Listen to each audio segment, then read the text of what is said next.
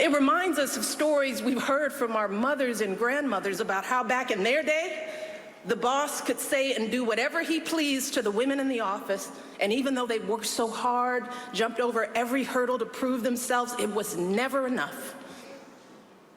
We thought all of that was ancient history, didn't we? And so many have worked for so many years to end this kind of violence and abuse and disrespect, but here we are in 2016, and we're hearing these exact same things every day on the campaign trail. We are drowning in it. If you want to hear the best case for Hillary Clinton, if you want to hear the very real stakes in this election, I would advise you to link up to Michelle's speech from earlier today in New Hampshire.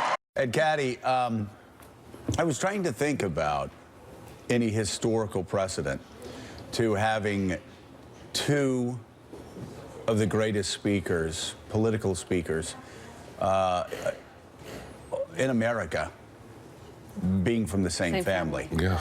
Because that's what we saw last night. But Michelle Obama, what's so remarkable about Michelle Obama is we hear time and time again she doesn't like politics. Yeah. And it is a good thing for the rest of the Democratic Party that Michelle Obama does not like politics. Right. Because they'd be like, okay, everybody, move down to the end of the bench. Yeah, right. The First Lady is going to be running for. She is just a. You know, and I mean, No. she, I think, visibly was not that wild about this whole political thing at first. And, No.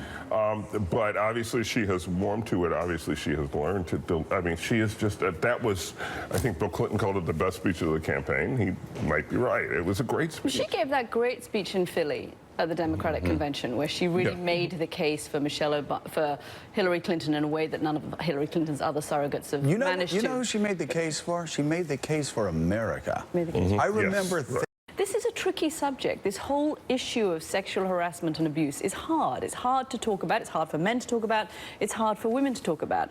But she did it in a way that was articulate and thoughtful and emotional, but without being over the top. Well, And that brought everybody along. She didn't close any doors to listeners along the way. And every woman would have listened to that and said, that's how I feel. And because you could tell it was coming from her heart and that there was nothing calculated about it.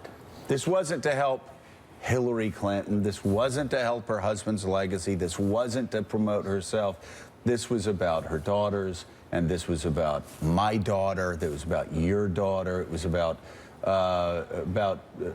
daughters and mothers and women all across America.